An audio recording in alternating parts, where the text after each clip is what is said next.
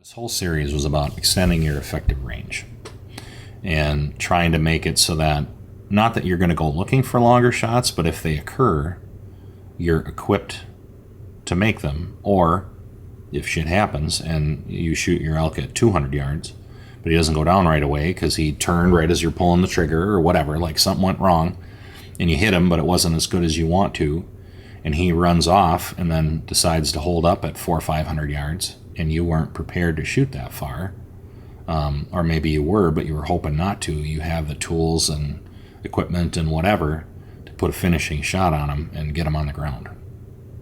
So if we're talking about extending our effective range, that means you have to practice. You have to go out and shoot these things. You can't look at it like, oh, well, I'm not going to worry about the barrel life because I'm not going to shoot it very much. Well, then what the hell did you buy it for?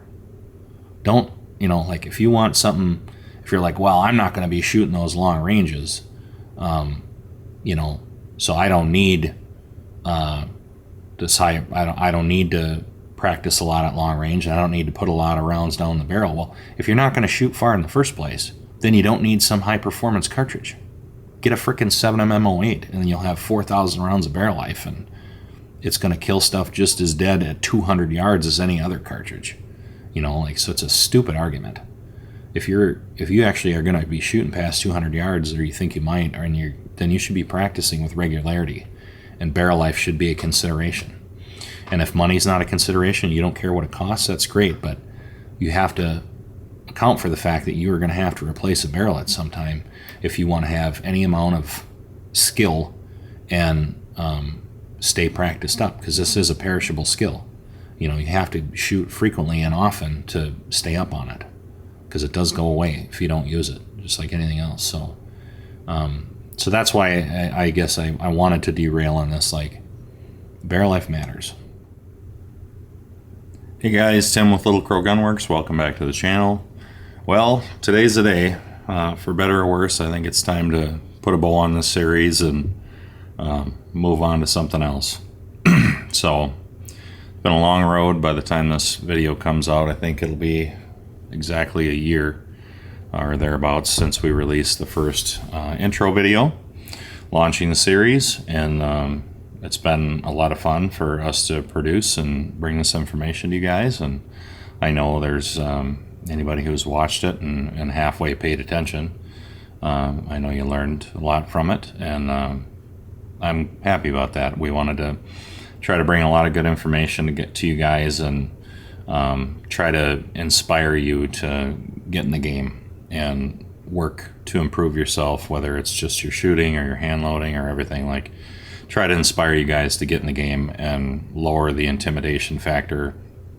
Try to give you the tools and resources and knowledge to improve your system and your shooting and your rifle and hand loads and all that, and get you guys out there practicing. So hopefully we achieve that, and somewhere underneath that, well, Ann gave you a kind of a PhD level education on how this stuff really works and what really matters, and somewhere underneath all that there was a cartridge comparison in there, which I know Dale and I have joked about that. Dale actually said that. He's like, he said, you baited these guys into thinking we were doing a cartridge comparison, and they showed up for a cartridge comparison and ended up leaving with a PhD level knowledge on how this stuff really works and what actually matters. So hopefully it's been worth your time. I know it's probably 40-50 hours worth of video footage, but hopefully you guys found it useful, and now it's time to try to do it justice and put a bow on it. So one thing I wanted to bring up was that after that last video, which I don't know if I should say surprisingly, but it did really well in the first week. It's been out for almost a week now, and it's, well, actually only half a week, and it did incredibly well. It's got over 8,000 views and generated more subscribers in those first few days than any of the other videos in the whole series. So I didn't really expect that, but obviously I'm happy about it. But the one thing I wanted to make note of was, we spent a lot of time talking about our cartridge precision and air budget, and what stepping up in performance, what that actually gained you, and what you gained as far as range error budget and wind forgiveness. And afterwards, I was looking at the numbers and really stewing on it, because I felt like the 28 Nosler didn't have the performance that I kind of expected going into generating all that data. So I started playing with it, and long story short, what I figured out was that when I generated all these numbers originally, I did it on my phone app, like my solver, that only allows me to use whole numbers for the wind, like whole miles an hour, 7, 8, 9, 10, whatever. So then I had to do some back of the envelope calculating and guesswork and rounding to generate the numbers on that chart. And I was like, well, I'm going to punch it into my AB Analytics program, which allows me to do fractions of wind. Like I can put in 9.17 miles an hour if I want to. So that allowed me to kind of fine tune it a little better. And what I found out was the wind error budget that I had on the 28 Nosler was a little off. That was off the most of all of them. And then I went through, I was like, well, I've figured these out in AB Analytics. I'm going to go through and redo them all. And for the most part, they were really close. The only ones that were off a little bit were the 28 Nosler, but I think we'll spend a little time just going through these corrected numbers. And then we'll go into cost to own and kind of my reflections, who I think these are best suited for, each cartridge are best suited for. I think we'll go through that. And then at the end, we'll do the what would Tim do slide. I think we'll save that for last for those that just kind of want the comparison info and maybe aren't as concerned with what I would do. We'll save that for the end for those of you that are going to watch the whole thing and do want to know what I would do. So I think we'll get the screen recording revved up here, and this video is going to be long. I'm not going to rush it because it's the last one, so I'm going to take whatever time it needs, and if it ends up being 2 hours, that's what it is. So, but there's, like all of them, they're going to be information dense, and you're probably going to need to watch it more than once to absorb it all. And it'll be a great resource for you guys and for anybody that stumbles into this series going forward. So hopefully I answer as many questions as possible and don't have to revisit all these things in the comments and emails and things like that. I want to try to get you guys as much good information as I can so you can make an educated decision, whether you're buying a factory gun or you want to have us build you something or whatever. So I'll rev up the screen recording here. 3, 2, 1, and we're live. Okay. So remember this, we spent a lot of time on in the last video, but you see all of our wind error budgets I highlighted in yellow because those are the numbers that are different from the last time. And you see, for the most part, they're pretty similar. It's just this allowed me, doing everything in AB Analytics allowed me to kind of fine tune a little better. So we see, we'll just start at sea level. You see the 280 Ackley is at 5.8 miles an hour. And the slower 7PRC load just goes up to 6 miles an hour wind forgiveness.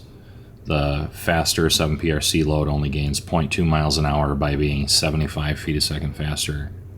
And then getting another 60 or so feet a second, we gain another 0.2 of a mile an hour for the 7 Rem Mag, and the 28 Nosler up to 7.2. So we see again the disparity between the slowest and fastest cartridges is not that great at lower elevation.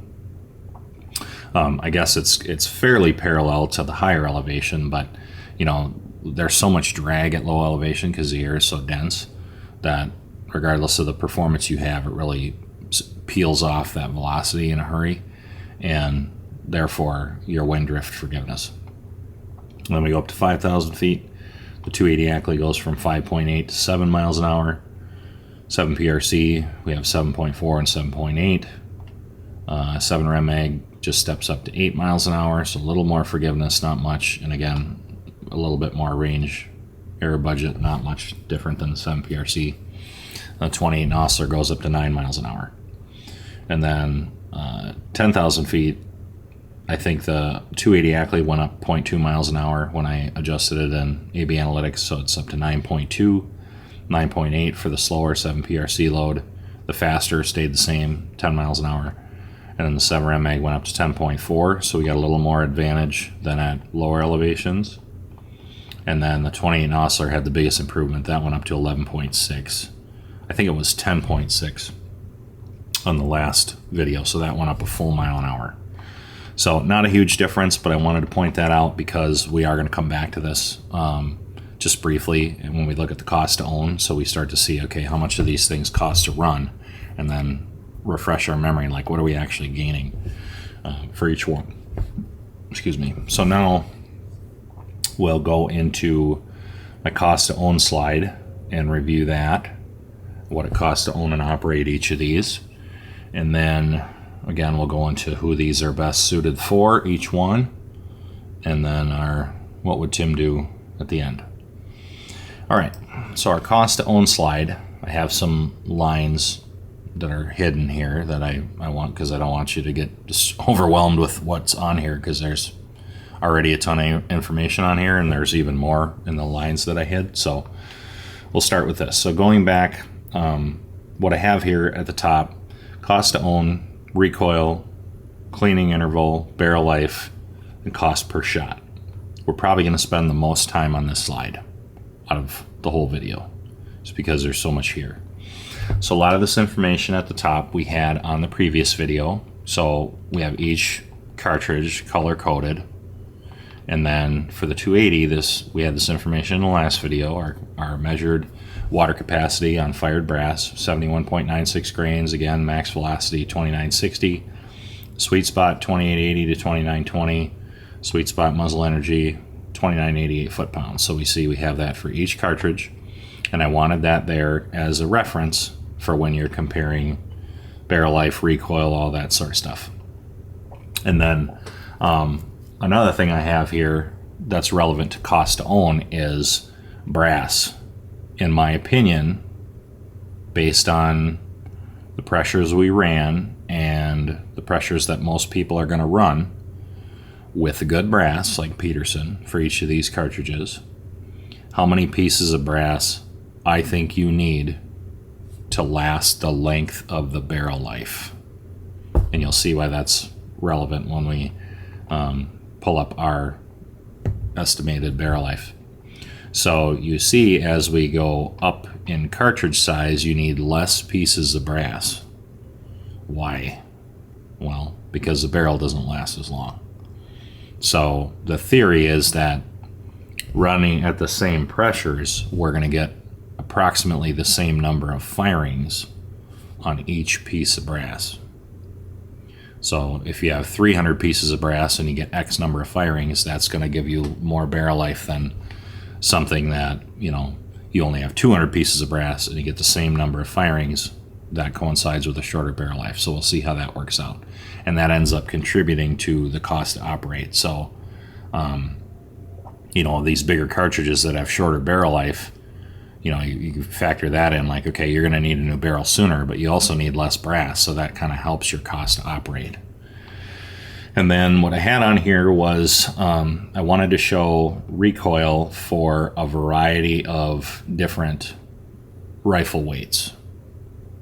So because it's not practical for me to simulate everybody's potential scenario, what I did was I just went in 2-pound increments for your completed rifle setup. And the only real difference here is for the 280 Ackley, I did 6-pound rifle, 8-pound rifle, 10-pound, 12-pound, and then eliminated the 6-pound option for the 7 PRC and the 7 Rem Mag, and just did 8, 10, and 12.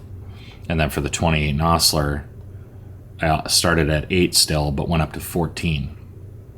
Because in my opinion, as you get bigger in cartridge and therefore more recoil, you want to have your rifle just so the rifle remains controllable and you can keep the recoil energy similar to these smaller cartridges and try to keep the system manageable. So we'll go through that quick. So the 280 Ackley, if you want to do your super light titanium action like carbon fiber barrel, try to get the thing as light as possible, and you're pushing 160 grain Hornady CX up to these velocities, with the powder we used, and so the amount of powder we used in a 160 grain CX at the velocities we were pushing it. In a 6-pound rifle, your recoil energy would be 26.7 foot-pounds. Pretty stout. And obviously this is like pre-muzzle brake. This isn't including a muzzle brake. If we look at that, that is higher than an 8-pound 7 PRC, about the same as an 8-pound 7 Rem Mag, and it's about the same as a 10-pound 28 Nosler. Pretty stout. You see how as you start lopping weight off the rifle, the recoil starts drastically escalating, and therefore your shootability goes down.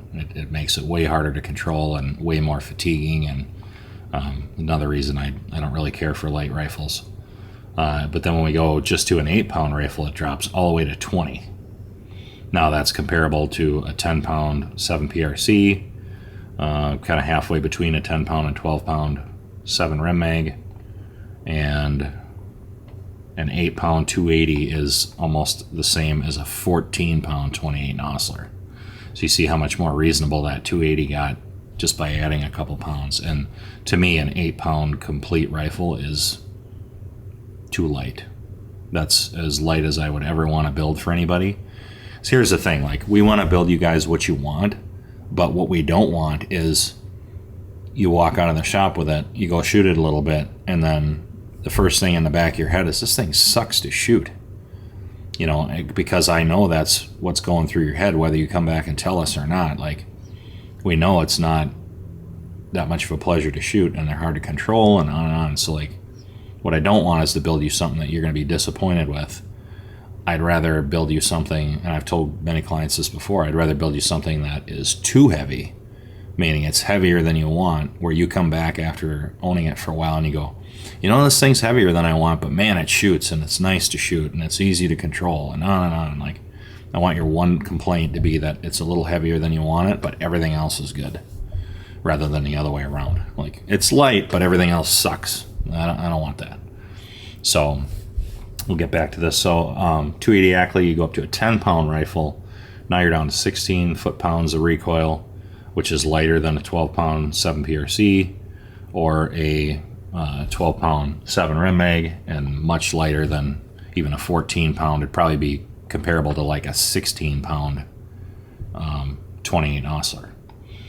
And then again, 12-pound 280 down to 13.4 pounds. We're talking super light recoil, very manageable, even without a muzzle brake. Be a pleasure to shoot. So we see here that based on the way we loaded these, because we were able to bring full potential out of the 7 Rem Mag for how it was throated, we did end up getting more performance out of the 7 Rem Mag than the 7 PRC. And because it uses more powder and it pushes the bullet faster, therefore it has more recoil. That's how that works. Everything goes hand in hand. You get more, if you get more performance, you get more recoil. That's the way it goes. We'll go into that down here. This mystery box on the bottom. And then 28 Nosler is just lots and lots of everything. Lots of velocity, lots of recoil. 34.2 pounds. That's without a muzzle brake. That's getting into the what I like to call unshootable.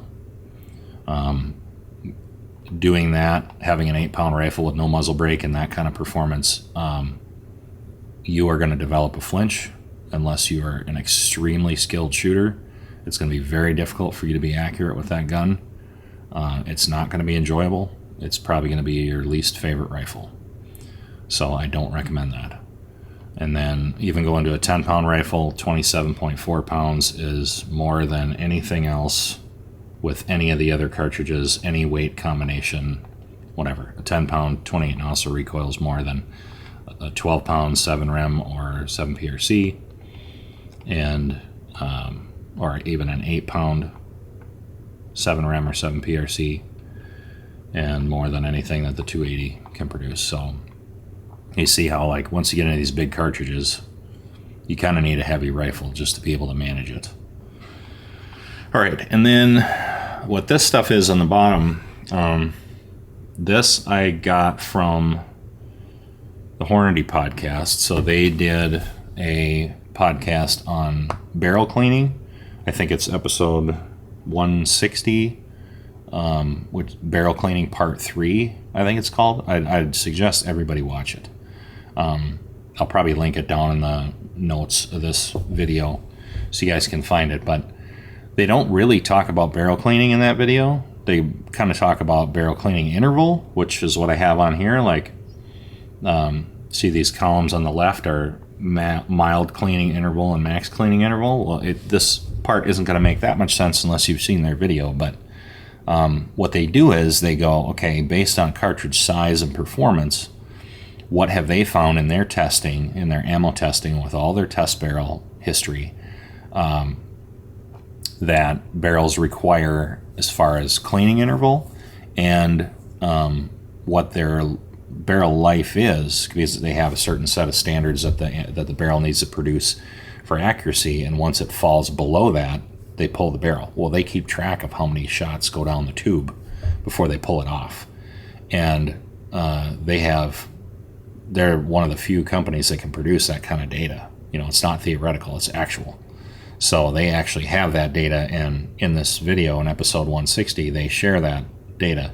And Jaden has this big spreadsheet that he goes through that shows all these different cartridges and what their expected cleaning interval is, like how often you should clean the barrel, and then what their expected barrel life is. And he has, like, on the low side what you can expect for barrel life, average, and then on the high side, and also based on how you run it. So one thing to think about in light of a certain new cartridge that's out is Hornady shows each cartridge, and they have one line for mild pressure and one line for max pressure. So they have two different expected cleaning intervals and barrel lives for each cartridge depending on how much pressure you're running through it, which means that pressure affects barrel life.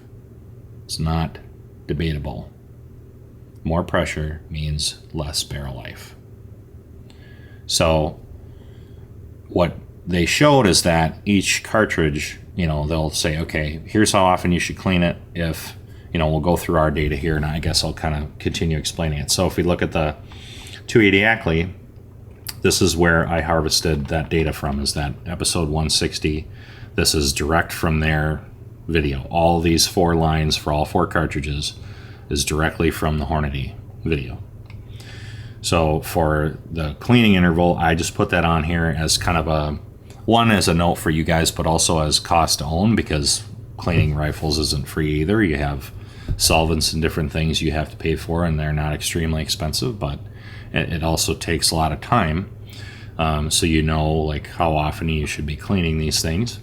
So on the left, we have our mild cleaning interval, which means like if you're running moderate pressures, what you should be expecting for a cleaning interval. So we see all of those. And obviously as the cartridges get bigger, you have to clean it more often. But you see what's different about their data is that they run the 7 rim mag at SAMI pressure, which is lower than the 7 PRC. So despite the fact that it's a bigger cartridge, their cleaning interval is higher than the 7 PRC, and so is their barrel life. So there's another point. Like, even though the 7 Rem Mag is bigger than the 7 PRC, Hornady, their data shows that the 7 Rem Mag has considerably better barrel life than the 7 PRC because the pressure's lower. And by lower, only 3,000 PSI. So only 3,000 PSI makes a almost 50% difference in barrel life.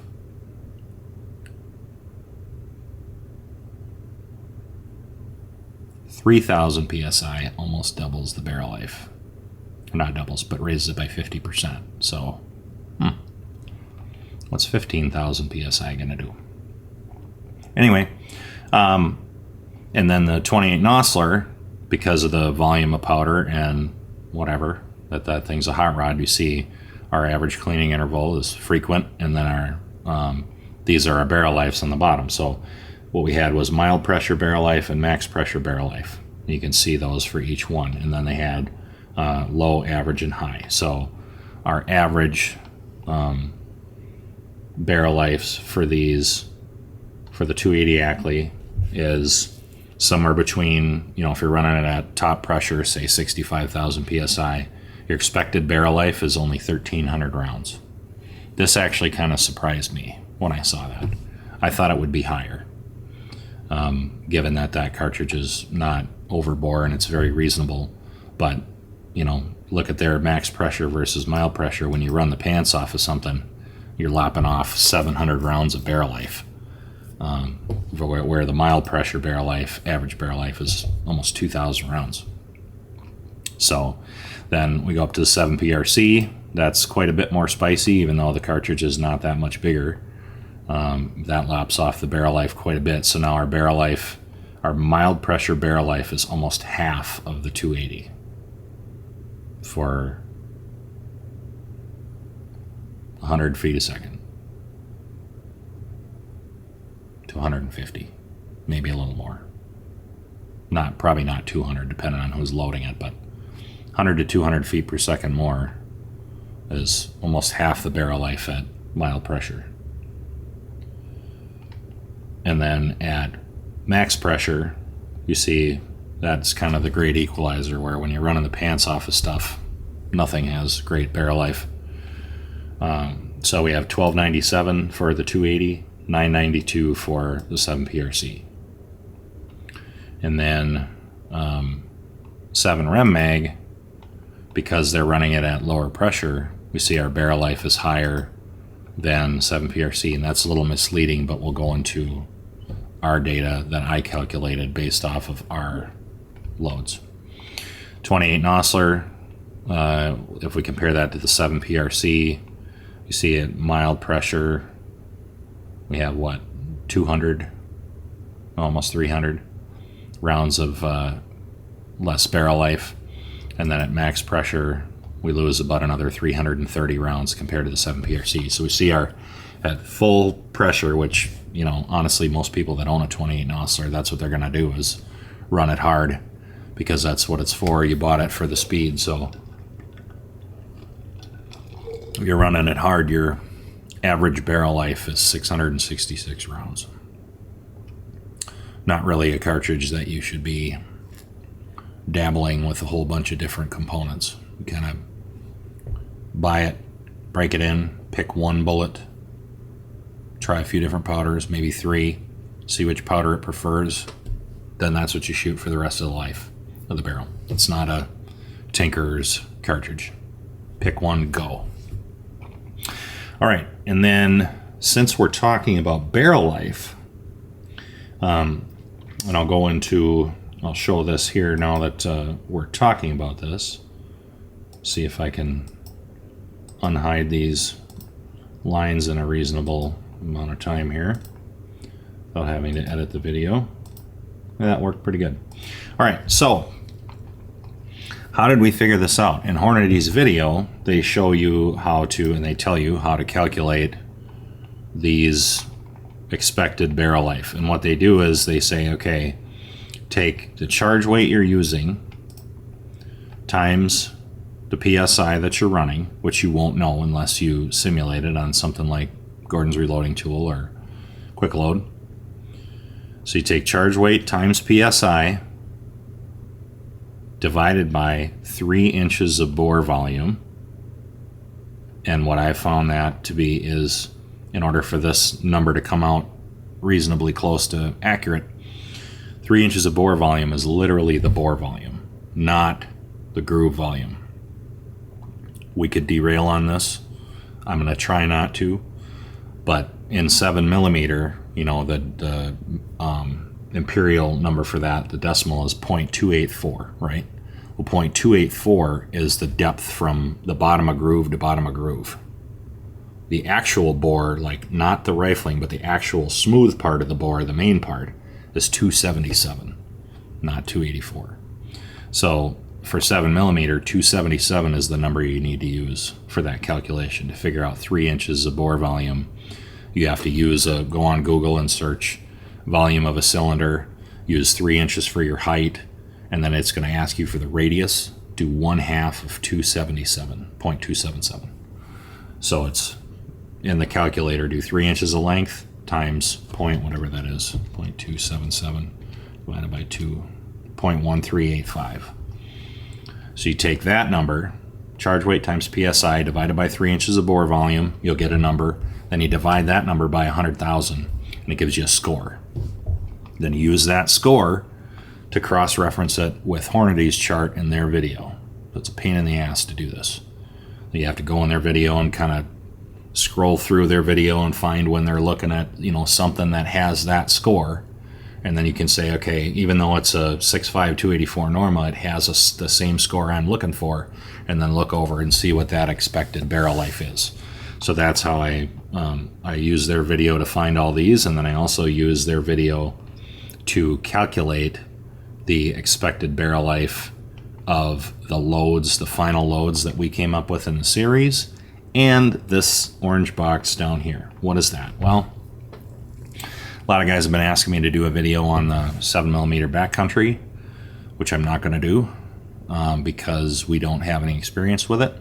So all I can do is give you speculation, which isn't really fair, but I am a tinkerer and I am curious, and I know a lot of people, there's things that I see on videos that I don't necessarily agree with, so I'm kind of giving a little 2 cents here and there. But for the 7 backcountry, they're saying it's similar to a 280 Ackley in dimension, and they've showed it next to a 280 and it seems very similar.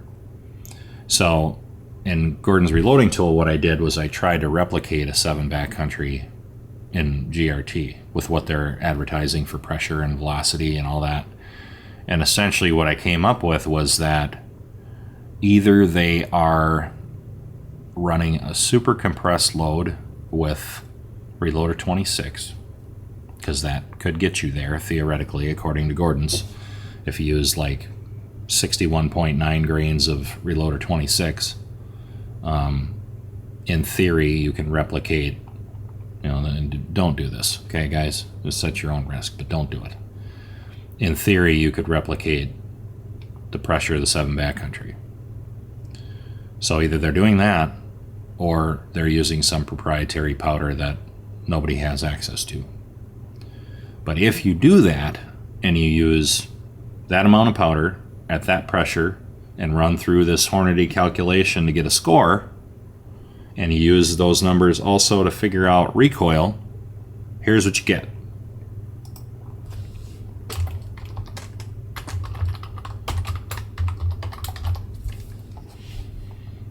Again, this is theoretical.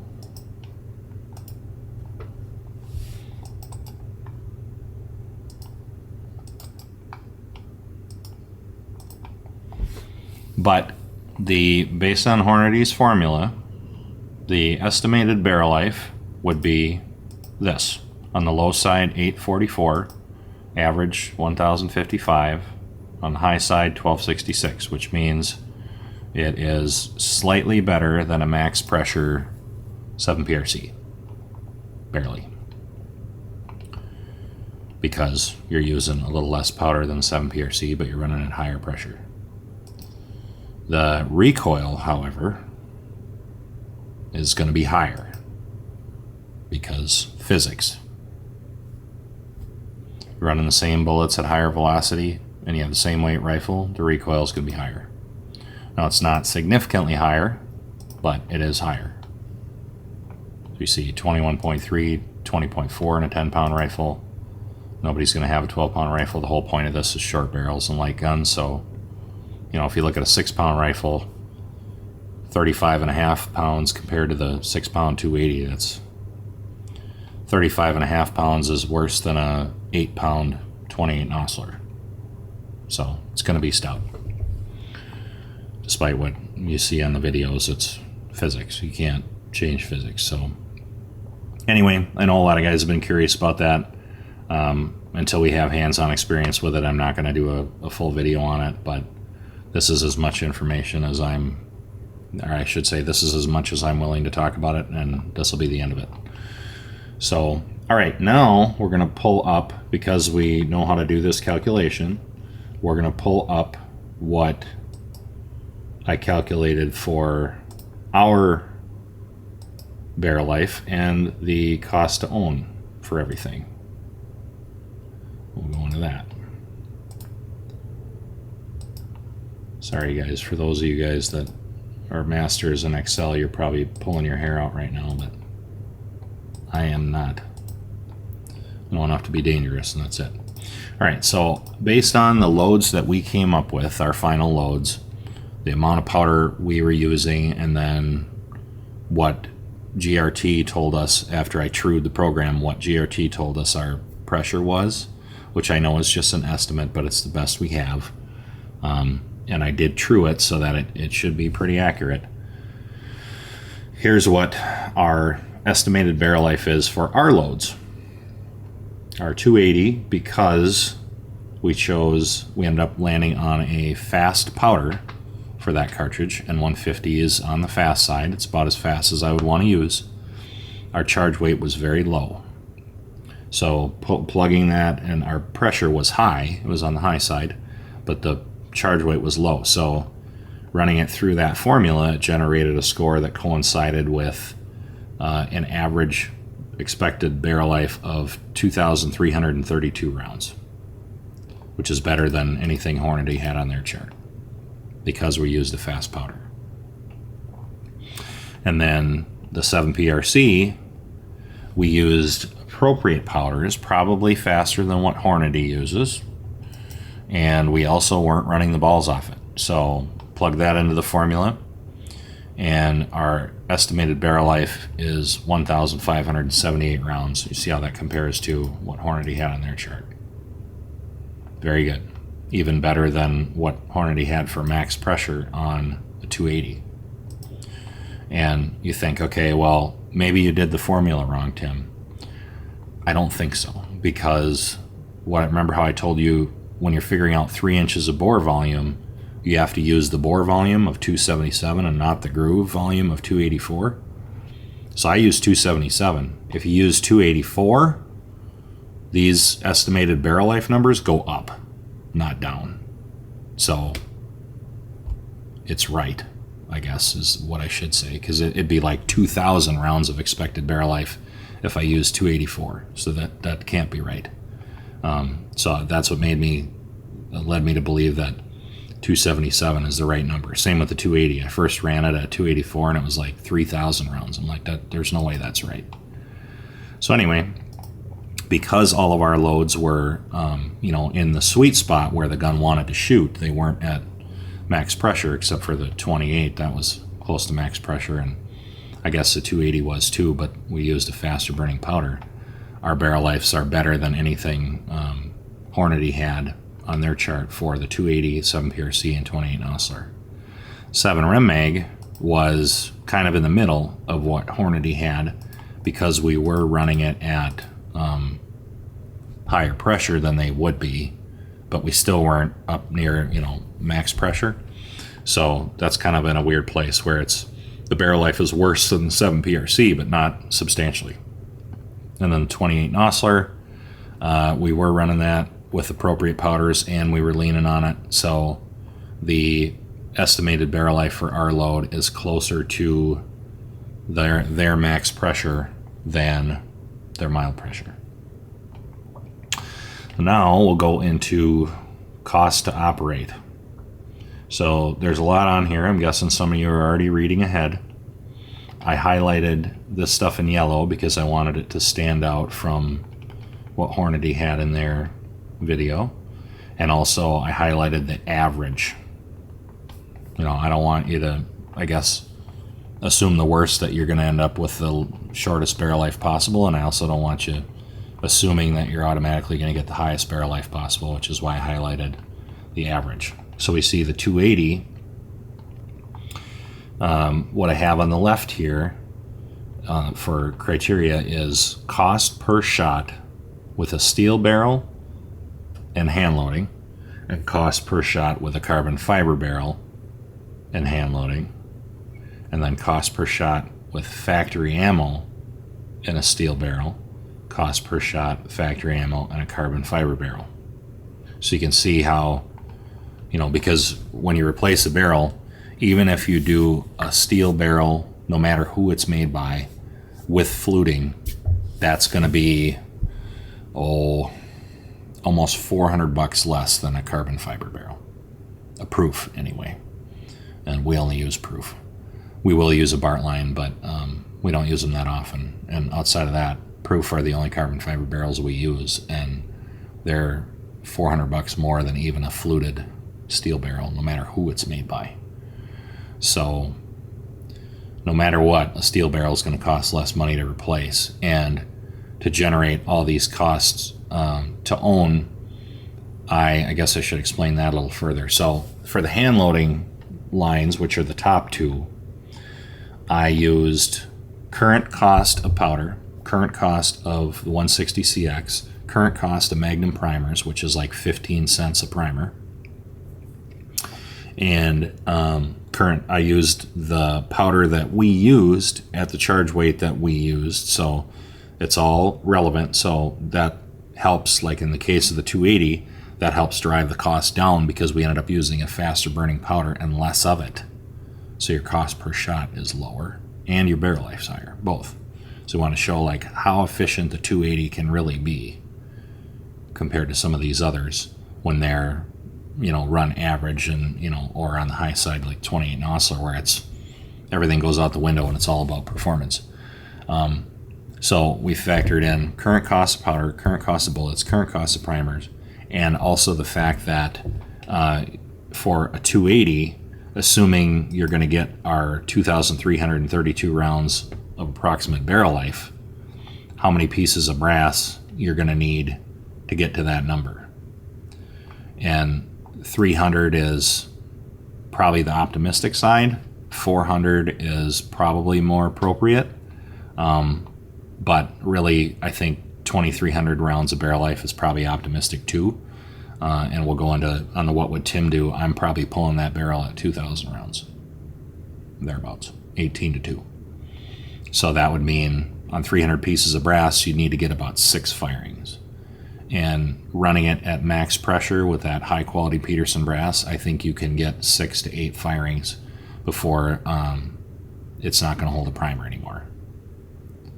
So that's on the spicy side, which is why I don't anneal. And we'll go into that more on the hand loading series. But when you buy good brass, just a little blip it here about it. When you buy good brass that's consistent and comes annealed from the factory, typically you don't have to worry about the necks splitting or anything like that occurring before the primer pocket gets loose if you run stuff, on the warm side.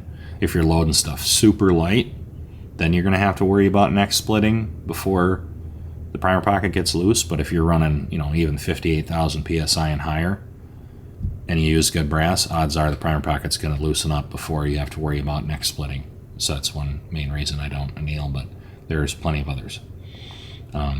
So then I also factored in current replacement costs if we replace the barrel for you based on labor and the barrel itself. If you need muzzle threading, which I don't think I factored that in. Oh, no, I did. I did factor that in. So it was muzzle threading, rechambering, or so chamber, thread, muzzle thread, and rebedding with a steel barrel or carbon fiber is factored into the hand loading. And then it's also factored into the replacement costs if you shoot factory ammo. So we see for the 280, we'll just look at the averages here again, because you guys can always pause this and study it to your heart's content. Cost per shot with a steel barrel and our hand load, assuming 300 pieces of brass, is $208 per shot with a 160CX, CCI 250, the powder we used, 300 pieces of brass, current steel barrel, like it's all current January 2025 prices, were about $2.08 a shot. Carbon fiber barrel, where the only thing we changed is we went from steel to carbon fiber, that adds whatever that is, 14 cents a shot for the life of the barrel. And then stepping up to factory ammo, I used for that, we're still assuming, say, 2,332 rounds of barrel life. based on using the Federal 155 Terminal Ascent factory ammo at its current price. And I sourced all this powder and ammo and all that stuff, their prices from one website, so everything's fair. And it's all current Peterson brass pricing and all that. And the powder, I should say this, the powder prices were assuming you buy them 8 pounds at a time, not 1 pound at a time. If you buy powder 1 pound at a time, all these numbers in this whole chart go up. So keep that in mind. So we go up to factory ammo with a steel barrel, it rockets all the way up to $3.55 a shot. So this is where, like, a lot of guys will get into hand loading to save money, which I think is it's hilarious, because you end up not saving money. What you end up doing is getting into more different cartridges and rifles, and you end up shooting more. So that ends up costing you more money. But just from a per shot basis, we see shooting factory ammo is a much more expensive proposition, and that gets worse as we go bigger in cartridge. Factory ammo with a carbon fiber barrel, still 14 cents different based on the cost to replace it and the barrel life. We go up to 7PRC, and we jump up based on our load, our final load, and current prices for everything, and our estimated barrel life of 1,578 rounds. We jump up 41 cents a shot with a steel barrel, and 49 with carbon fiber. So decent jump, but not terrible. And then factory ammo, that factory ammo isn't really any more expensive than, or cheaper. That I used for that calculation, I used the Barnes Vortex 160 LRX ammo, which I did a video on. Maybe I'll link that up in the corner here. But because that's what we found shot the best. So that's what I used for this calculation at its current price. And based on this barrel life, works out to $3.94 a shot for steel and $4.15 a shot for carbon fiber. And one thing, I don't know if I want to derail here, but no, I'll wait. Hopefully I remember what I want to say just now. So when we go up to the 7 Mag, our estimated barrel life goes down to 1481. However, that doesn't have as much of an effect on our cost per shot because the brass is less expensive than 7PRC brass, so you end up saving a little bit there. And you need, I'd say, 200 pieces for both. And we'll go into what would Tim do when I would actually pull these barrels off based on that, owning 200 pieces of brass. So we go up to $2.58, only a 9-cent difference for steel barrel versus a 7PRC, and a 10-cent difference for carbon fiber. And then factory ammo, because 7 Mag factory ammo, I factored in the 155 Terminal Ascent Federal factory ammo, which I think, had I done bigger sample sizes, would have been acceptable by my criteria. I shot pretty good, and I think that's the best option. That's actually less expensive considerably than the Barnes Vortex, so if you're going to shoot factory ammo, it ends up costing you less to operate a 7 Mag than a 7PRC. So that's worth noting. But it's only on the order of, 15 cents a shot for a steel barrel and 14 cents a shot for carbon fiber. And then we go up to the fire-breathing Dragon based on 734 rounds of barrel life, current powder prices, and on and on. We jump up almost a whole $1 to $3.53 a shot with a steel barrel and $4 a shot with a carbon fiber barrel. Expensive. That's if we look at a carbon fiber 28 Nosler versus a steel barrel 280, it's double, just about. $2.08 a shot versus $4 a shot. Expensive to run. The brass is expensive. The brass is way more expensive than these other cartridges, even though they're all Peterson. But you don't need as much. You only need 100 pieces because the barrel doesn't last as long. So getting 6 to 7 firings out of this brass is reasonable.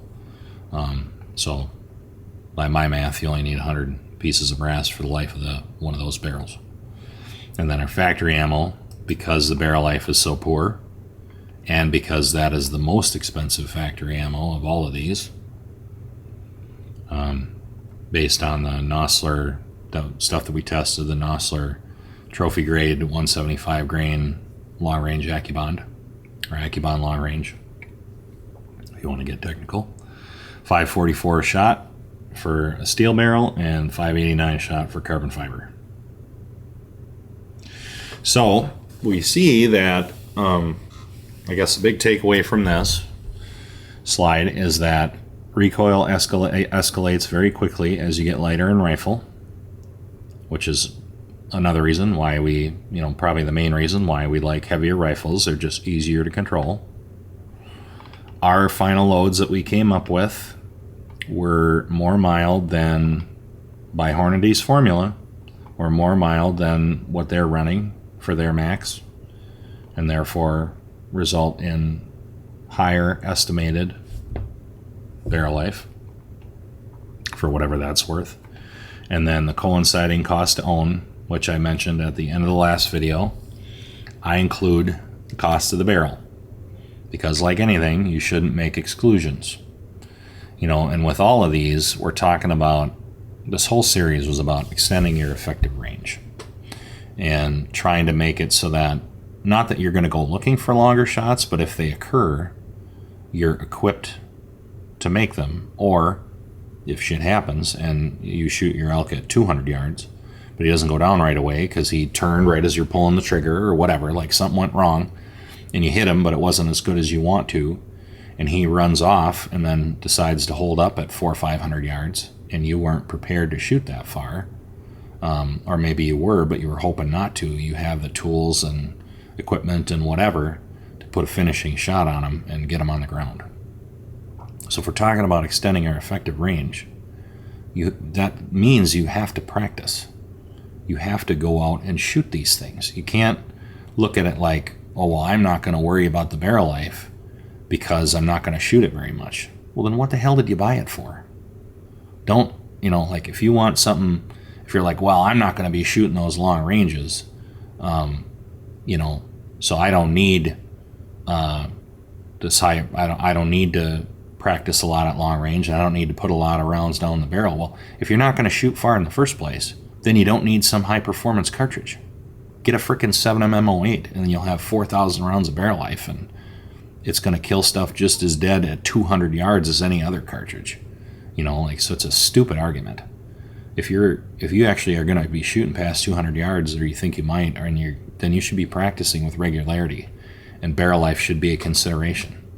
And if money's not a consideration, you don't care what it costs, that's great, but you have to account for the fact that you are going to have to replace a barrel at some time if you want to have any amount of skill and stay practiced up, because this is a perishable skill. You have to shoot frequently and often to stay up on it, because it does go away if you don't use it, just like anything else. So that's why I guess I wanted to derail on this, like, barrel life matters. And maybe you can say, I don't care if the barrel life is poor because it's a hunting rifle to me, and I want the performance that I want, and I'm willing to accept all the consequences that come along with it and put a new barrel on it if I have to and whatever. That's great. If that's your argument, I completely agree with that. That's fine. But don't sit there and say, well, barrel life doesn't matter, but then on the other, in the next sentence say, I have to have super high performance so I can shoot really far, but I don't want to practice. Like, see how stupid that argument is?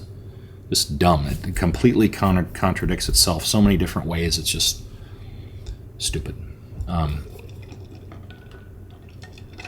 So now I think we'll go into now that we have all the data you could ever want performance, recoil, barrel life, cost to operate, yada yada.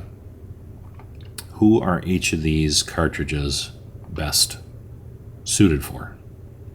Let's go into that. We'll start with the 280. Start at the top. 280 Ackley improved, facts and observations. First observation, you get one extra round in the magazine compared to these other cartridges, which is of value to some people. So we'll state that at the outset. Number one, shootability.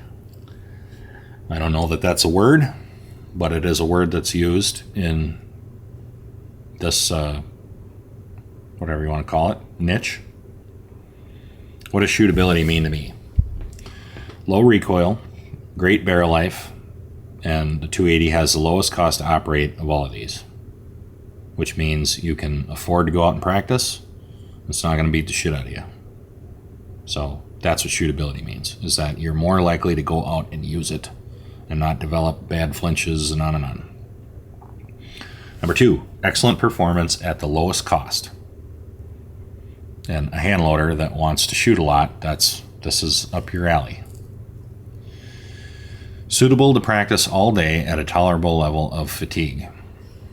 So this is a gun that you could, not that everybody would do this, but if you went out for a long-range training session, you could put 100 rounds down the barrel in a day and tolerate it and still be making decent shots, provided the rifle has some weight to it like we recommend, and a muzzle brake to take away whatever recoil is there. But then at the end of the day, after 100 rounds, it's the blast fatigue that is going to get you, not the recoil. Your shoulder will be a little sore, but more so you're going to have like sinus pressure and pain from all that blast coming back. It does accrue, so if you have long shooting days, it's something to consider. My dog is dreaming over there and making a bunch of noise. Go wake her up.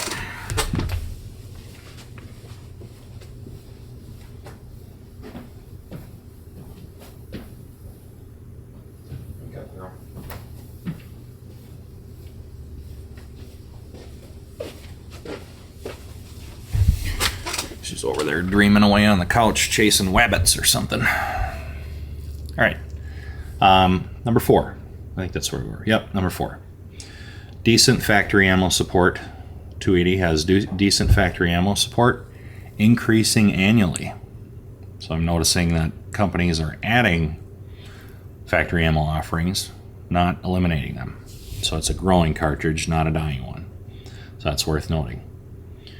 The SAMI, number 5, the SAMI freebore is best suited to a shorter cartridge overall length, sub 3.420 inches, which is like the Tikka T3X crowd. So if you're not doing any special throating, the lengths that you're going to have for factory ammo and be able to hand load to are going to be on the shorter side, which is well suited if somebody wants a T3X and like a super light rifle. Number 6, a longer freebore would make it competitive with the 7PRC at a lower cost. And we'll get into that on the what would Tim do slide. Number 7, in an oh shit situation, locating ammo might be difficult. That's not going to be, you're not going to be able to throw a rock in any direction and find that stuff. If you go on a trip somewhere and you forget your ammo, or the airline loses it or whatever, you might be in trouble. So that's a consideration. Number 8, barrel life is suitable to have half your brass assigned to a dedicated medium game load and half your brass medium game / training load, I should say, and half your brass assigned to a dedicated big stuff load. So the way I envision this, and like that 280 Ackley that we just did a video on for the client in Texas, this is what I'm going to promote to him, and he paid for all the data and whatever, so I'm handing him all of our load data. Have like a 162 ELDX load for deer, pronghorn, and then also long range practice, where it costs less to shoot, so that'd be a good option for training. And so that's your medium game training load, and then have something like the 160CX for your big stuff, elk, moose, bears, whatever. And there's enough barrel life there that you could say, okay, and like I said, 300 pieces of brass, put 150 pieces or 200 pieces with training and medium game, and then 100 to 150 pieces for big stuff with your 160CX. And there's enough barrel life there that it is logical to do that, develop 2 different loads and whatever. Who is this cartridge best suited for? Number 1, anyone willing to keep their shots on game inside 600 yards no matter what. Unless, like I say, you hit him inside of 600 and it wasn't ideal and he runs off and holds up at 7 or 8 or 9 or whatever the number is, and you're not going to be able to get closer quickly and you need to send something over there, like, that's different. Shoot away, get him on the ground. But your first shot, I should put on here, your first shot, you're willing to keep that inside 600 yards no matter what. Anyone who isn't, number 2, anyone who isn't a more is always better guy. Pick the tool for the job. 280 is a good fit for you. Anyone willing to accept that ammo isn't available everywhere. Plan ahead. Be careful, be diligent, have a plan B. Number 4, anyone who wants a short barrel and a suppressor. Why? Oh boy. Well, the way I look at it is, if you're wanting a short barrel, you're knowingly lopping off performance by making the barrel shorter, which means you should be reeling in your expected effective range. So if you're already reeling in your expected effective range, that means you're not going to have the performance and don't need the performance to get as far as something with a longer barrel. So if you're shortening the barrel, you should be realistic and shorten your expected effective range. And if that's the case, you're also making the gun lighter, likely. Keep the cartridge reasonable. So I think the 280 Ackley is the best fit if you decide you wanted to shorten the barrel and put a suppressor on it. And by shorten, I mean 22. Like 22 at a minimum. Don't go shorter than that. Number 5 is the best value for the average hunter, especially east of the Mississippi. Those of you guys that have no intention of going out west probably don't need anything more than a 280, unless you just want it, or whatever. Already have a 280 and want something else to play with, and look at one of the other ones. But as far as need, probably don't need anything more than a 280. You don't have elk where you live, and you're not likely shooting moose unless you're up in Maine or Vermont or whatever. Massachusetts. No, well, maybe not Massachusetts, but anyway, New Hampshire, up that way. You might have to worry about a moose, but for most of you guys east of the Mississippi, you're looking at deer, so you probably don't need more than a 280. And even if you were hunting a moose, it's going to be at short range because it's in thick cover, and a 280 with a 160CX is enough.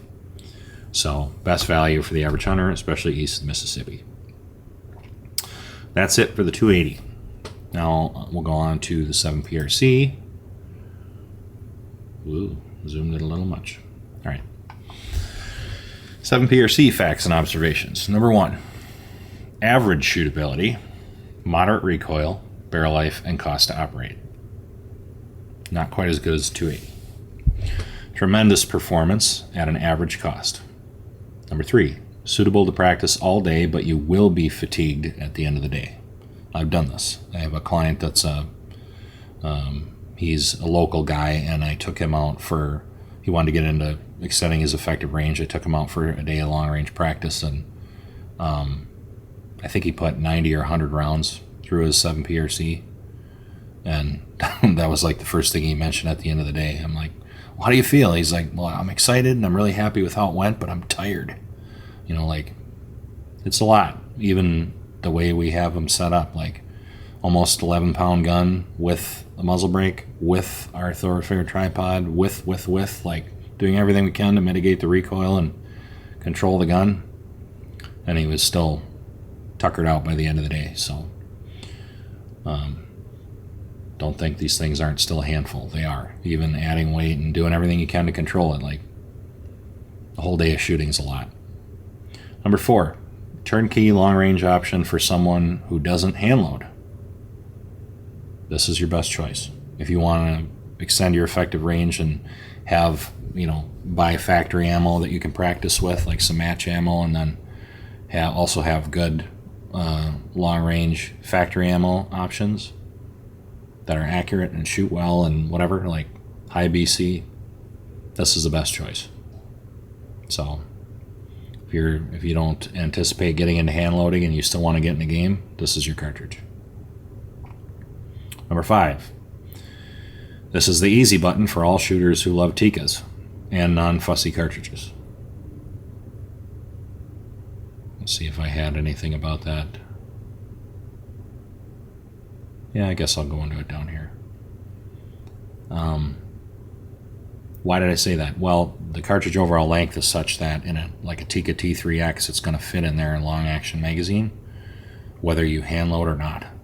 You're going to have room to kind of do whatever you want in there, and it's still going to fit. I think that was part of their design criteria from the beginning. They haven't admitted that, but I think they had a moderate cartridge in mind, but also they were kind of targeting the Tika crowd. Number 6, is optimized by design. Doesn't need special throating or treatment. They did a good job. It's ready to go without messing around with it. Number 7, in an oh shit situation, locating ammo might be difficult. Going to be better than the 280, and I think increasingly so as time goes on. It's going to be more and more available in more and more places. Number 8, barrel life is just suitable to have half your brass assigned to a training medium game load and the other half assigned to a big stuff load. Same as a 280. I would recommend the 162 ELDX. Why over the 175? Because the 162 ELDX is going to mimic the flight characteristics and performance of the 160CX. Almost identically. They're very similar in weight. You're going to be able to generate very similar velocities, and their BCs are very similar. So, they say train how you fight. Well, there you go. Train with something similar to what you're going to hunt with. I think that's the best choice. Who is this cartridge best suited for? Anyone who thinks they may never hand load. There you go. This is going to give you, I guess, the best capability right out of the box without tinkering with it. Anyone who wants precision with the least amount of effort. So now here's where I'll talk about it. This, I know the 7PRC has been given a lot of criticism. It's been given a lot of praise, but it's also been given a lot of criticism because of the velocity issue, which I do think Hornady should fix the velocity on their boxes, but that's not up to me. But I will say, one thing I have to say about this cartridge. For me, this might make some people mad, it's going to make some people happy, but I'm going to tell you the truth. The 7PRC was the easiest Magnum cartridge I have ever loaded to make it shoot well. Like, no effort. So easy. Like, just load to the recommended cartridge overall length in the manual, or if you have the right tools, get close to the rifling, throw in appropriate powders, it shoots. Like, no jacking around. I think if you do everything right and you pick the right powders and your reloading process is sound, you're going to struggle to shoot a 1.5 inch 3-shot group at 100 yards. They're all going to be smaller than that, almost no matter what you put in it. So I have to tip my hat to that. It's not as fast as a 7-round mag. I don't care what you tell me when treated equally, but the thing just shoots. So if you're getting into hand loading, like you're new to it, that's a good place to start because it's not too much recoil that you're not going to be able to manage it, and it's easy. Number 3, Anyone willing to accept that ammo isn't available everywhere. Be diligent, plan ahead, have a plan B. Number 4, anyone who wants to dabble past 1,000 yards in training. Very capable of that. I would say you could probably shoot stuff at low elevation. You could probably shoot targets reliably with that 162 ELDX. Probably out to 1,300 to 1,500 yards. Farther than that if you're really skilled, but it's going to get tough past 1,400 or 1,500. Number 5, all you need and then some anywhere in the U.S. out to 600 yards. Period. Number 6, easy button for factory rifle and factory ammo shooters. So again, you're just getting into it, or you think you might never hand load or whatever. Like, I think that was part of Hornady's intent originally, was because long range is becoming so popular, whether people intend to shoot game at long range or not, people are getting into shooting long range and trying to extend their effective range, and because it's fun. Like, let's be honest, it's a good time. I think that was part of their thing too, is they wanted to make this thing. That's why they didn't, take a 300 PRC and just neck it down to 7mm, and all these other things that people say that they should have done with this cartridge. They wanted it to be like what I tried to do with this series. What Dale and I had set out for this series, what we wanted to do was like reduce the intimidation factor and make this approachable. Make it so that people are not intimidated to get in the game. I think that was their biggest thing with this. They wanted something that would shoot good easily and wasn't a big brute of a cartridge and whatever. And I think they did a good job.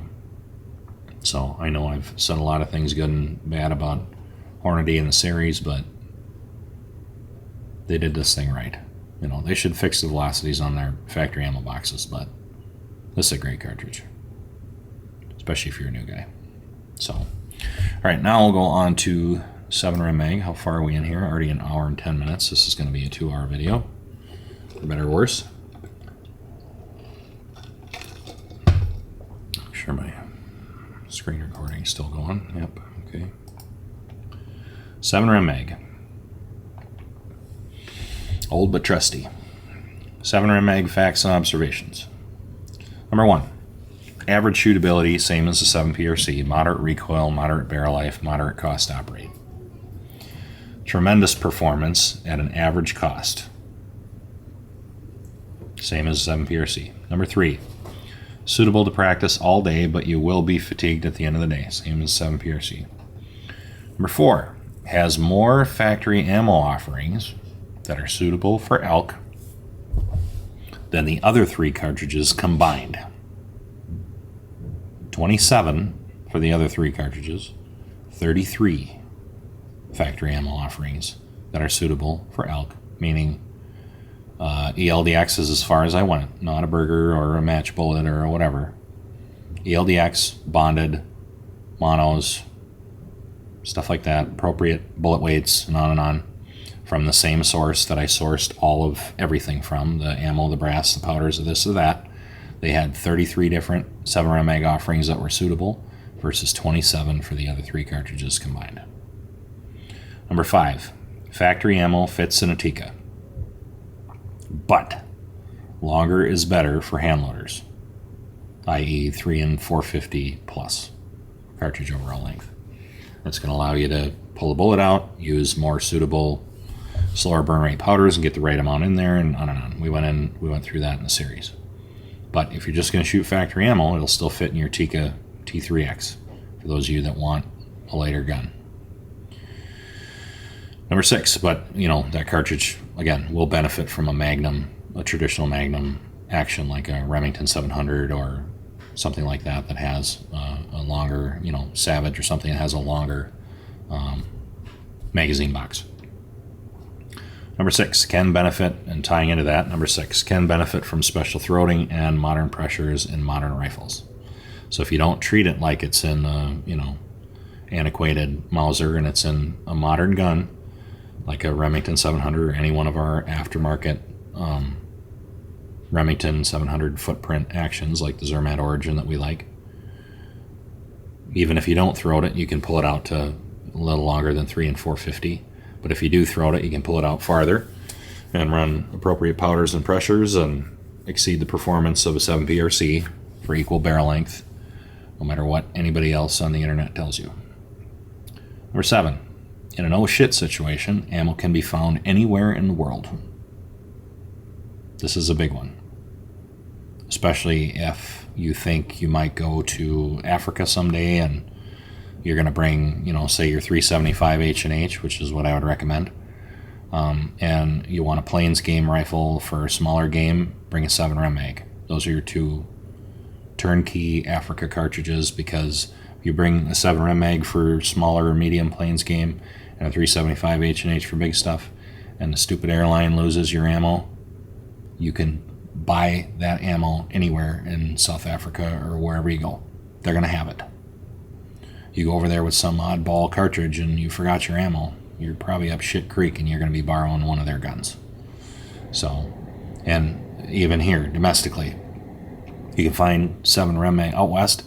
I don't live out west, but I've been out there enough to know that, like, you can find 7 mag ammo at gas stations and like little general stores in BFE, Montana. It's everywhere, and it's never going away. So, if you're a bad stuff always happens to me guy and you think you might lose your ammo, this is your cartridge, because you can find it anywhere. Barrel life is just suitable, like the 7PRC. It's just suitable to have half your brass assigned to a training medium game load and half assigned to big stuff load. I did not put bullet weights in here because that's going to depend on your twist rate. If you have a traditional twist rate, like 9 1/4, 9 1/2, 9, you're not going to be able to shoot. I don't think you should be shooting the 162 ELDX. I think it's too long, and the 160 CX is way too long. You're going to have to use lighter bullets. But if you have a custom rifle, or even a modern rifle, like I know Browning is putting in modern twist rates in their guns. All their 7 mags are, well, a lot of them are 8 twist. Then same thing. I'd recommend, if you have an 8 twist or a 7 1/2 would be even better.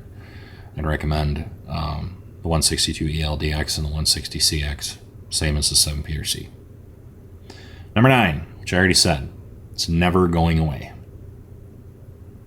Not in our lifetime. Not in my lifetime. It's too good, and there's too many out there.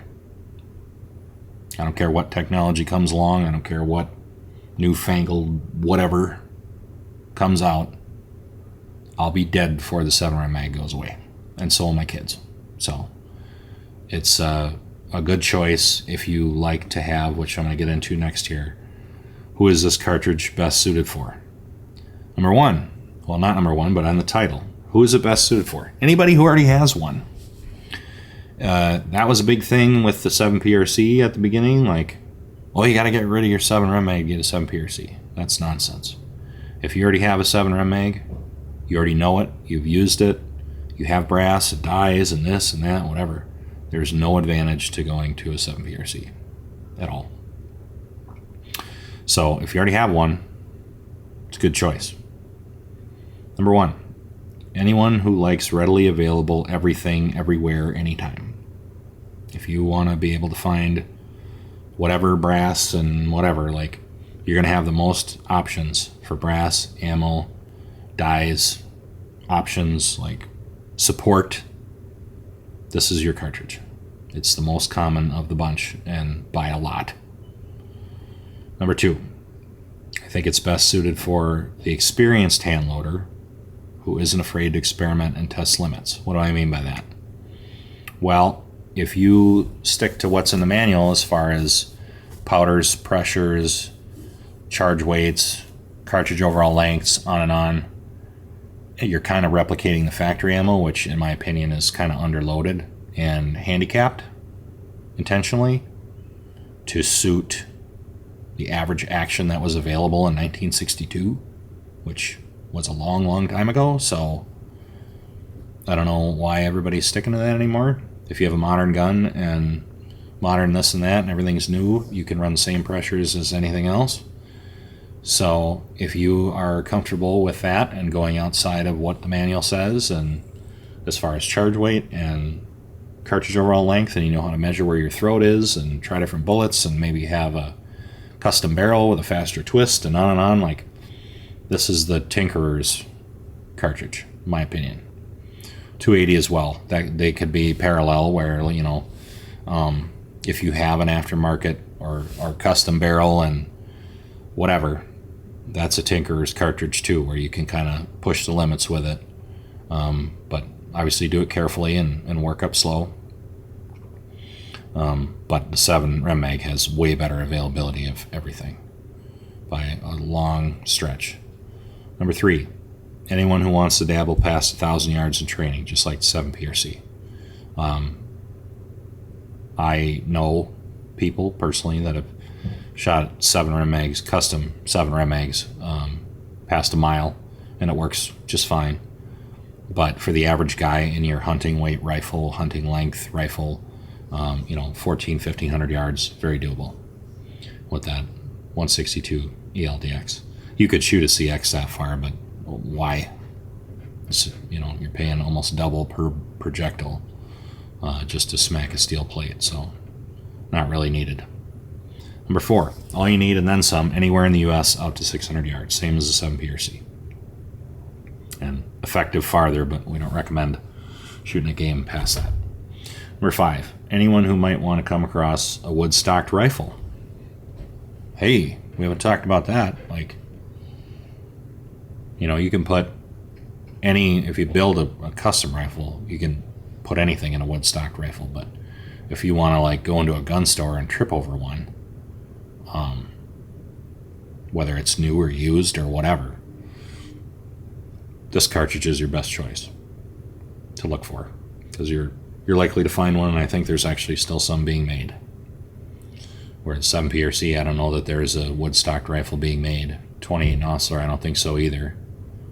280, you could get one, maybe like a Cooper or something like that, but this is going to be your best choice if you might want a wood-stocked rifle. All right, keep trucking right along. 28 Nosler. Sorry guys, I know this video's long, but there's a lot to get in, and I want to do it justice because it's been a year of this, and wanted to make sure I answered as many questions as possible and try to put a nice bow on it. So, 28 Nosler, facts and observations. Number 1, poor shootability. No questions about it. Heavy recoil, poor barrel life, highest cost to operate. Like I said earlier in the series, top fuel dragsters cost a lot to run and they don't last very long. Number 2, stunning performance at the highest cost. Number 3, not suitable to practice with all day due to blast fatigue, recoil, barrel life, and cost. You can maybe get, 40 or 50 rounds through it in a day and you're going to want to quit, but that's like an eighth of the barrel life. So, practice with care. Number 4, capable of the highest performance in factory ammo and especially hand loads of any of the cartridges we tested. Number 5, best suited to very skilled shooters with zero flinch or bad fundamentals. You need to have your shit together to own one of these if you want it to be accurate and be able to shoot it well and be able to have quick follow-up shots and on. Like, if you want to be as effective with this cartridge as any of the others, you need to be a top-level marksman. Number 6, does not need special throating to be optimized. Just a long magazine and a tight twist. So they kind of did like what Weatherby does, where they has weird throat geometry. So although the factory ammo is short, 3 and 340 or whatever it is, cartridge overall length, the throat geometry is like really loose and big, like a Weatherby cartridge, so you can pull the bullet way out of the case before you hit the barrel. And then, the SAMI twist rate, I think, is only 9 twists with that. It'll do better with a tighter twist, and provided it has a long magazine, you'll be able to pull the bullet out and fill that magazine and use, get optimize the powder charge and all that without doing any special throating. Number 7, in a no-shit situation, locating ammo will be extremely difficult. This is going to be the hardest to find and the most expensive. Number 8, barrel life is not suitable to have more than one load or even to test different bullets.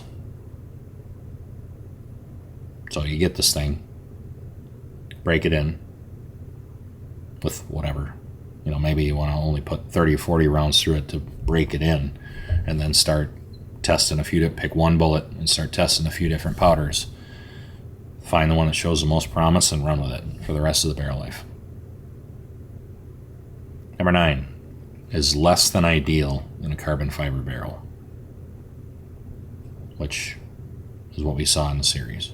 I feel like it didn't tolerate it very well. I know there's people that make 28 oscillars on carbon fiber barrels every day of the week, but they aren't necessarily testing them super thoroughly, and selling the rifle is more of a concern than how unfussy it is, let's say. And you wouldn't believe when we were talking about the 28 oscillator and how it was being fussy, like we had people coming out of the woodwork telling us that they had the same experience. One guy sent me a big long email about his extensive experience with big magnums and carbon fiber barrels, and whether it's 28 oscillator, 300 PRC, whatever, like he's burned out many carbon fiber barrels with big cartridges, and he said they're all like that. They all do the same. Like, as the barrel heats up, the shots start dropping low. Like, the barrels gets hot and it gets more flexible and kind of sags, and then the shots start going out the bottom. Like, the email he sent was super thorough, and I forget his name at the moment, but I appreciate you sending that, because that was very good information and it matched what we saw. So I think there comes a line where you have to stop for cartridge size on those carbon fiber barrels, and I think the 28 oscillators too much. I know some guys make them shoot, and I ended up making it shoot and on, but I think it's less than ideal. Who is this cartridge best suited for? I almost look at these as prerequisites, not, if you fit one of these lines, it's good for you, but you kind of need all of them. Only very skilled shooters with zero bad habits. Only those for whom cost is the lowest priority. Only for those who want to push the limits of effective range, meaning, I should say, want to push the limits of effective range and are willing to put in the work and money to do so. Meaning, you don't adhere to the sub 600 and in effective range, and you want to have the ability to shoot farther than that. That's up to you to decide, but if that's what you want to do, this kind of cartridge is a good choice, provided that you are willing to check all the boxes required to do so. Meaning, you don't care about burning out barrels, you don't care about, I'm going to get to next, having a heavy gun. You're willing to spend the money on training and put in the work, and you're willing to do it all. Number 4, only those who want a long barrel and a heavy gun, heavy rifle. Not made for short barrel, lightweight. That's the epitome of stupidity, if you ask me. 20-inch, 28 oscillator. Dumb.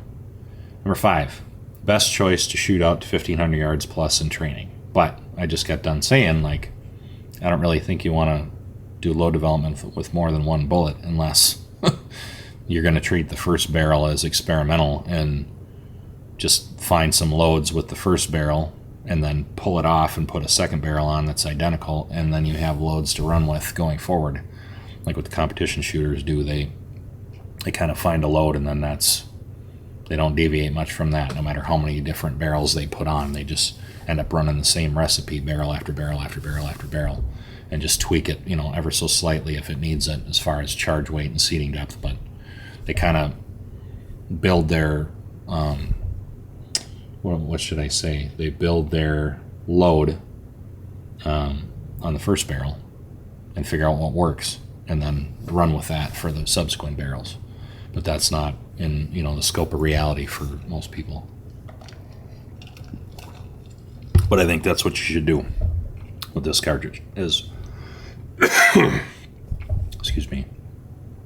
If you're gonna try to have multiple different loads, plan on chewing up some barrels.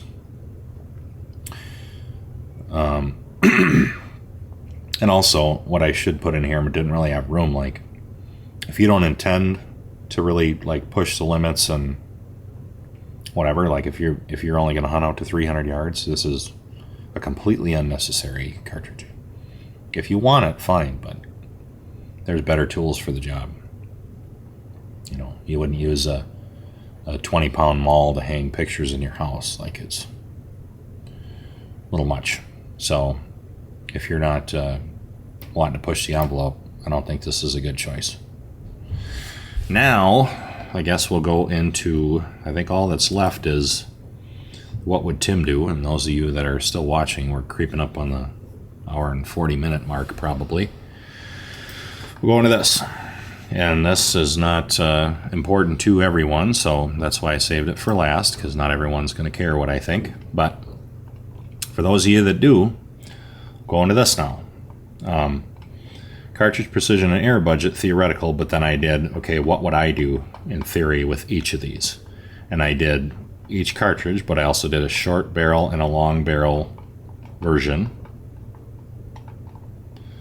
And what I would do and target for, say, approximate weight, barrel length I would use, barrel material I would use, the bullet I would shoot, the realistic velocity expectation, the powder I would use, the recoil, subsequent recoil, and then assuming we put a muzzle brake on all of them, and our brakes reduce recoil by, say, 60 to 70%, that what the subsequent cleaning interval would be, and barrel life associated with that, like basically when I would pull the barrel off, cost to operate for the hand load, and then the range forgiveness, wind forgiveness, and time of flight. And these are long-range metrics at 600 yards, again on our forgiveness based on our 17-inch wide by 12-inch tall oval, still 30 degrees, 50-mile-an-hour crosswind.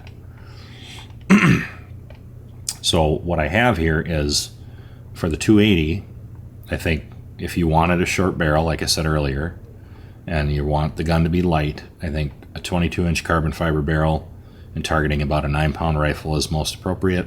But then I think you should be realistic about your range expectations and reel it in to 500 yards, which is what these numbers down here are based on. That's why they're in orange, because that's based on 500 yards, not 600 like the rest of them.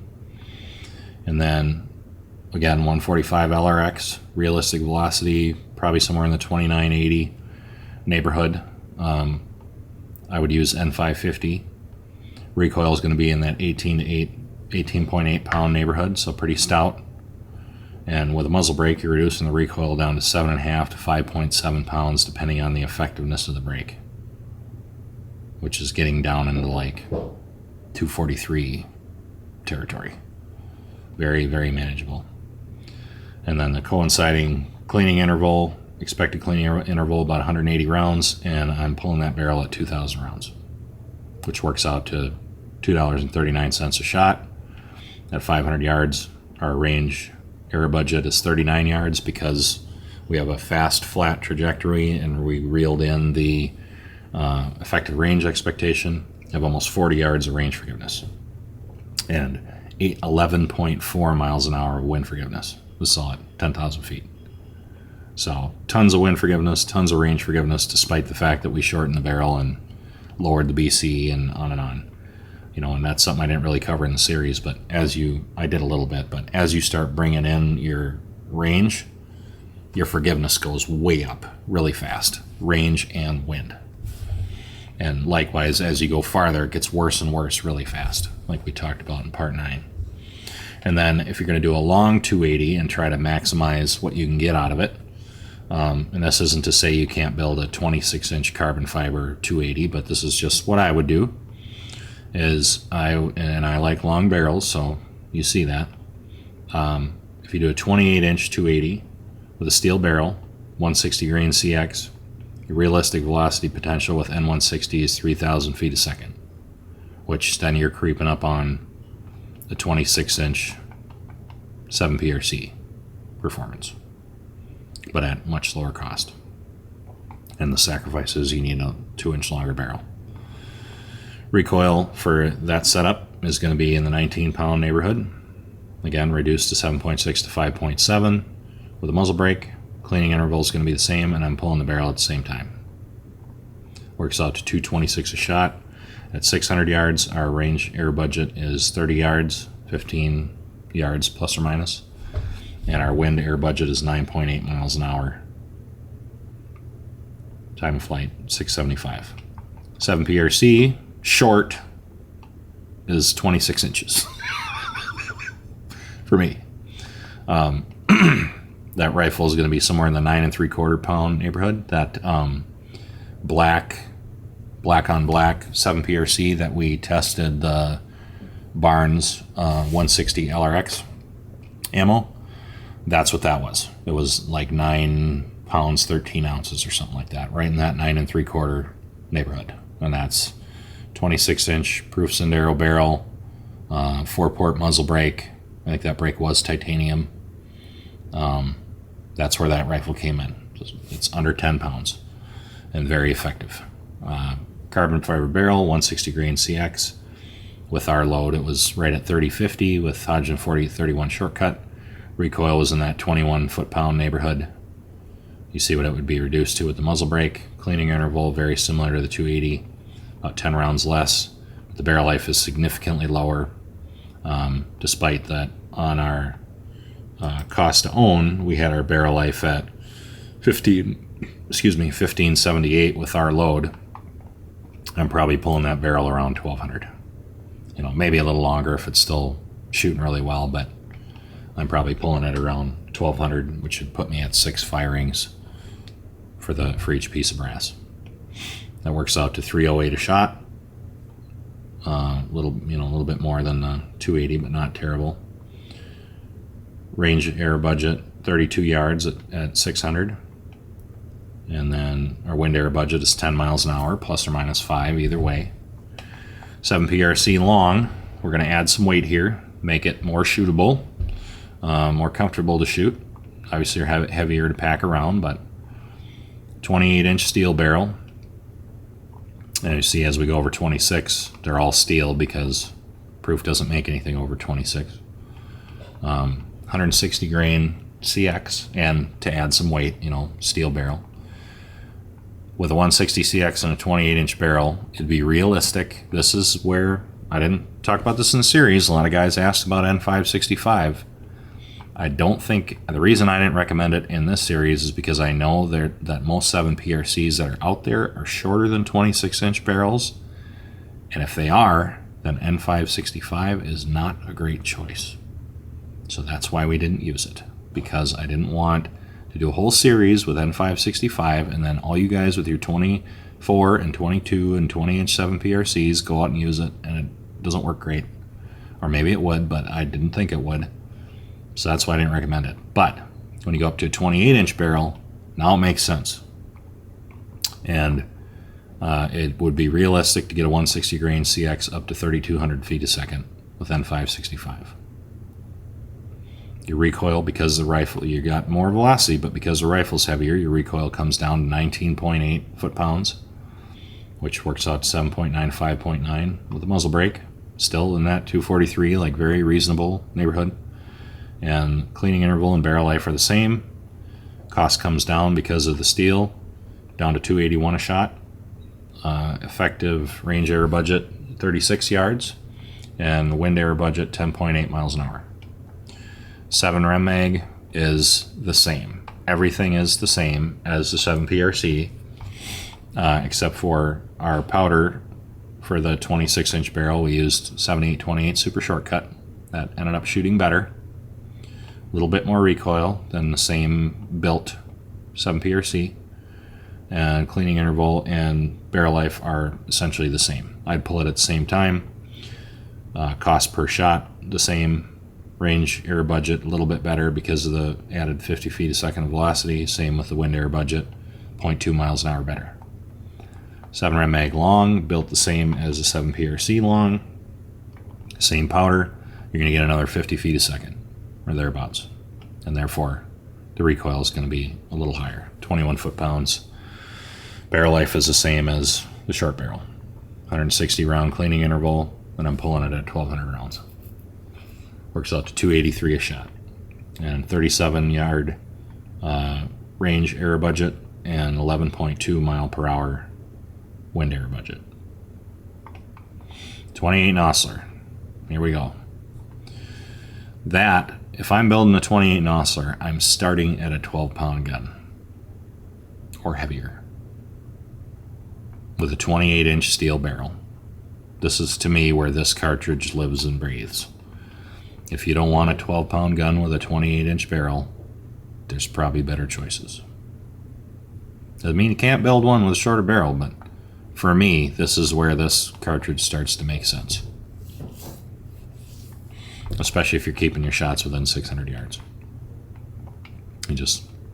This cartridge, you don't really need it unless you're going to push past that 600 and you're trying to get everything you can out of it.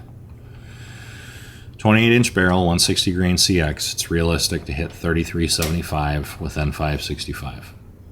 The recoil is going to be 23.3 pounds with a muzzle brake down to 9.3 to 7. Cleaning interval 100 rounds, and at 600 rounds, I'm pulling it off. Range air budget 40 yards, which is just a little bit more than a 280 short at 500 yards. And wind air budget is even better than the 280 short at 500 yards. 12 miles an hour, and we snuck under 0.6 seconds time of flight. And then a long 28 Nosler is going to be around 13 pounds, 30-inch barrel. Probably use a heavy Palma and flute it, like my 7300 Norma Improved. Steel barrel, obviously, 160 grain CX. It would be realistic to get that up to 3450 using N570. That's when that powder becomes appropriate, is when you're with a 160 grain bullet and a 28 Nosler and you get up to a 30-inch barrel. Now 570 becomes appropriate, and I think you'd get up to 3450, which works out to the same recoil. Although you're using more powder and have more velocity, you added a pound of rifle weight, so the recoil is the same. And I want these heavy guns so the gun is manageable.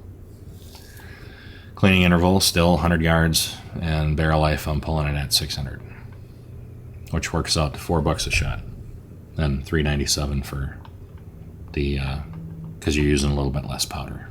Everything else, the cost is the same. And then our range air budget goes all the way up to 42 yards, and wind air budget 12.4 miles an hour. Just a ballistic monster. But that's not for everybody. And again, this is where this makes sense for me. Like big, long, heavy, stupid guns.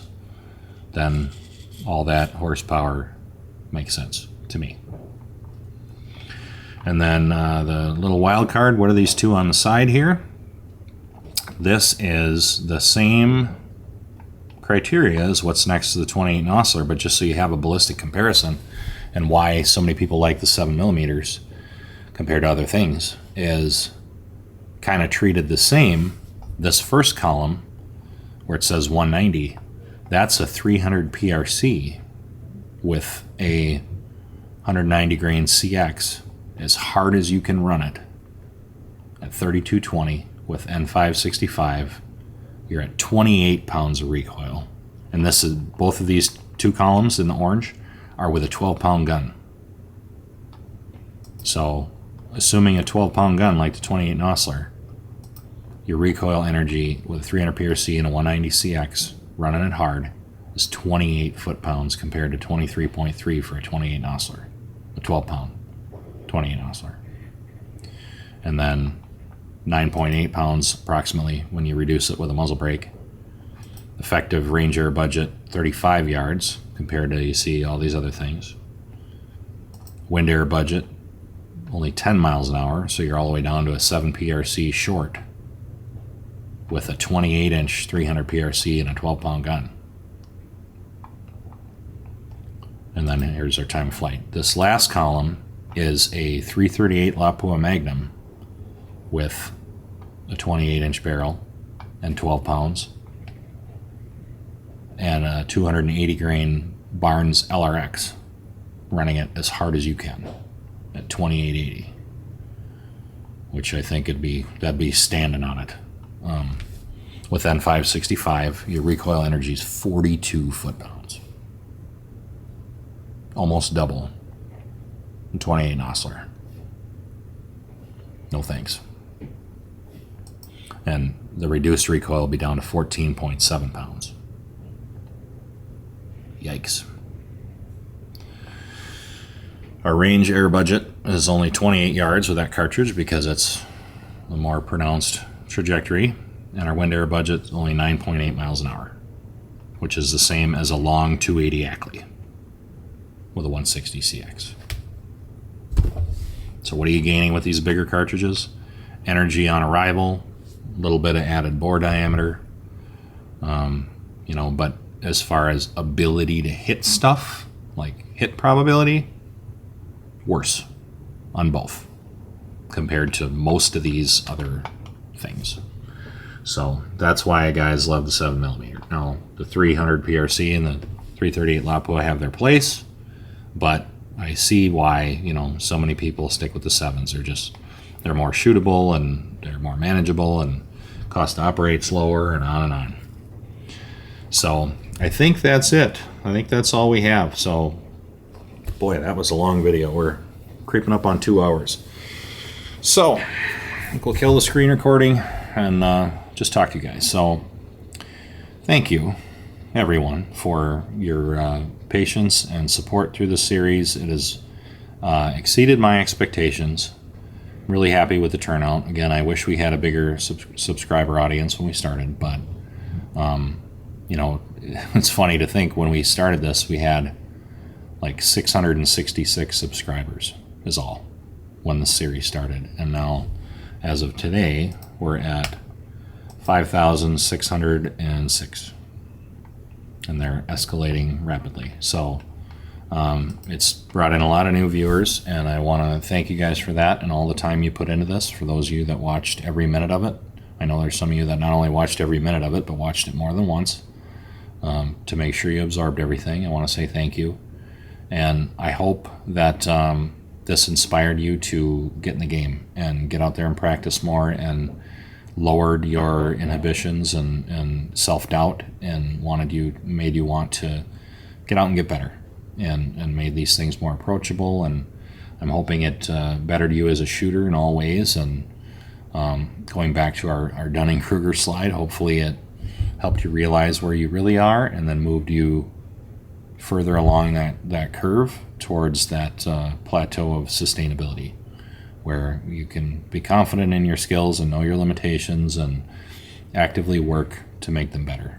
So, again, thank you. I'm just really happy with how all this turned out. I didn't script a conclusion discussion here. I just want to get through all this information and say thank you guys, and it's time to move on to something else. So now I think we're going to be moving on to this concept that I've kind of hinted at that isn't being addressed by the market, and that's going to stir the pot a little bit, but I think it's going to be exciting and make this stuff more accessible for the common man, for the average guy, that it's not in the budget to build a full custom rifle. So we're going to get you off the bench and get you in the game.